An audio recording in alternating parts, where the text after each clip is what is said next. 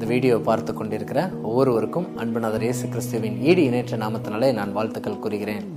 இன்றைக்கு நாம் பார்க்க இருக்கிற ஜெபத்தின் தலைப்பானது ஜெபம் செய்வது எப்படி, ஜெபம் செய்வது எப்படி என்ற கேள்வியை தான் நாம் இன்றைக்கு தியானிக்க போகிறோம். இந்த வீடியோ பார்த்து கொண்டிருக்கிற நீங்கள் சிறு வயதிலிருந்தே ஜெபம் செய்கிற பழக்கமுடையவராக இருக்கலாம். இல்லை சில நாட்களாக, சில மாதங்களாக, சில வருஷங்களாக குடும்ப ஜெபம், அதிகாலை ஜெபம், தனி ஜெபம், உபவாச ஜெபம், முழு இரவு ஜெபம்னு அநேக ஜெபங்கள் செய்கிற நபராக இருக்கலாம். அப்படி ஜெபிக்கிற நபருக்கு ஜெபம் செய்வது எப்படிங்கிற கேள்வி அர்த்தமுள்ள கேள்வியா அப்படின்னு கூட யோசிக்கலாம். ஆனால் ஆண்டவராகிய இயேசு கிறிஸ்துவின் சீஷர்கள் ஆண்டவராகிய இயேசு கிறிஸ்துவின் இடத்தில் போய் எங்களுக்கு ஜெபம் செய்ய கற்றுத்தாரும், ஜெபம் செய்வது எப்படி என்று எங்களுக்கு போதித்தருளும்னு கேட்டாங்க. எங்க கேட்டாங்க அப்படின்னா லூக்கா 11ஆம் அதிகாரம் 1வது வசனத்தில் இடம்பெற்றிருக்கு. நான் உங்களுக்காக வாசிக்கிறேன். அவர் ஒரு இடத்தில் ஜெபம் பண்ணி முடித்த பின்பு அவருடைய சீஷரில் ஒருவன் அவரை நோக்கி, ஆண்டவரே, யோவான் தன் சீஷருக்கு ஜெபம் பண்ண போதித்தது போல நீரும் எங்களுக்கு போதிக்க வேண்டும் என்றான். பாருங்க, நீர் எங்களுக்கு ஜெபம் பண்ண போதிக்க வேண்டும் என்று ஆண்டவராகிய இயேசு கிறிஸ்துவின் சீஷர்கள் அவரிடத்தில் கேட்டாங்க.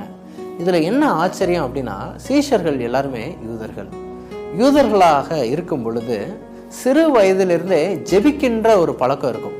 குறைந்தபட்சம் ஒரு நாளைக்கு 3 வேளை என்ன பண்ணணும், ஜெபிக்கணும். தாவீது சொல்லும் பொழுது அந்தி சந்தி மதியான நேரத்தில் அப்படின்னு சொல்லிட்டு 3 வேளை ஜெபிக்கிறவராக தாவீது காணப்பட்டார். தானியேல் 3 வேளை ஜெபிக்கிறவராக காணப்பட்டார்.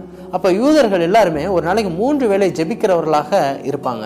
அப்படி சிறு வயதிலிருந்தே 3 வேளை ஜெபிக்கிற அந்த சீஷர்கள் ஆண்டவராகிய இயேசு கிறிஸ்துவை பார்த்து கேட்கிறாங்க, ஜெபம் செய்வது எப்படி எங்களுக்கு போதிக்க வேண்டும் அப்படின்னு கேட்கிறாங்க. ஒரு ஆச்சரியமான கேள்வி இல்லையா?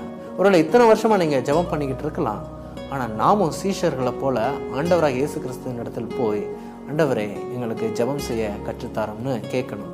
ஏன் இவங்க கேட்டாங்க அப்படின்னா, நானும் தான் ஜெபம் பண்றேன், ஆனா ஆண்டவராகிய இயேசு கிறிஸ்து ஜெபிக்கும் பொழுதும் அவருடைய ஜெப வாழ்க்கையிலிருந்து ஒரு வல்லமை காணப்படுகிறது, அவருடைய குணத்தில் ஒரு பிரகாசம் காணப்படுகிறது, அவருடைய முகத்தில் ஒரு பிரகாசம் காணப்படுகிறது என்பதை உணர்ந்தவர்களாய், ஆண்டவரே எங்களுடைய ஜெபத்தில் ஒரு வல்லமை குறைகிறது, ஆண்டவரே எங்களுடைய ஜெபத்தில் எங்களுடைய குணத்தில் ஒரு மாற்றம் காணப்படவில்லை, ஆண்டவரே எங்களுடைய முகத்தில் ஒரு பிரகாசம் காணப்படவில்லை, ஆண்டவரே இவைகளெல்லாம் பெற்றுக்கொள்ளும்படியாக நீர் ஜெபிப்பது போல, நீர் அந்த வல்லமையை பெற்றுக்கொள்வது போல நாங்களும் ஜெபிக்க வேண்டும், நாங்களும் பெற்றுக்கொள்ள வேண்டும் என்ற ஆர்வத்தில் அவங்க கேட்கிறாங்க, உம்மை போல் ஜெபம் செய்வது எப்படி அப்படின்னு கேள்வி கேட்கிறாங்க.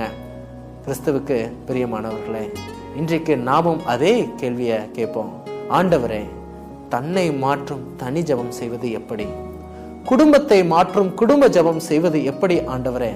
உள்ளத்தை மாற்றும் உபவாச ஜெபம் செய்வது எப்படி ஆண்டவரே? பலவீனங்களை ஜெயித்து அதிகாலை ஜெபம் செய்வது எப்படி ஆண்டவரே அப்படின்னு சொல்லிட்டு நாம் ஆண்டவராகிய இயேசு கிறிஸ்துவின் இடத்தில் போய் நாம் கேட்டால் நிச்சயமாக நம்முடைய இருதயத்தை மாற்றும்படியான ஜெபம் செய்வது எப்படி என்று சொல்லிக் கொடுப்பாரு. குடும்பத்தை மாற்றும் ஜெபம் செய்வது எப்படிங்கிறத கற்றுக் கொடுப்பாரு. நிச்சயமாக பலவீனங்களை ஜெயிக்கும்படியான அதிகாலை ஜெபம் செய்வது எப்படிங்கிறத கற்றுக் கொடுப்பாரு. தொடர்ச்சியா இந்த பதிவுகளை நீங்க பாருங்க. ஆண்டவர் உங்களுடைய வாழ்க்கையிலும் உங்களுடைய குடும்பத்திலும் ஒரு மிகப்பெரிய மாற்றத்தை உண்டு செய்வாராக. தேவன் தாமே ஜெபம் செய்வது எப்படி என்று ஜெபிக்கிற ஒவ்வொரு ஆத்மாவுடைய வாழ்க்கையும் மாற்றுவாராக, பதில் தருவாராக. ஆமேன், ஆமேன்.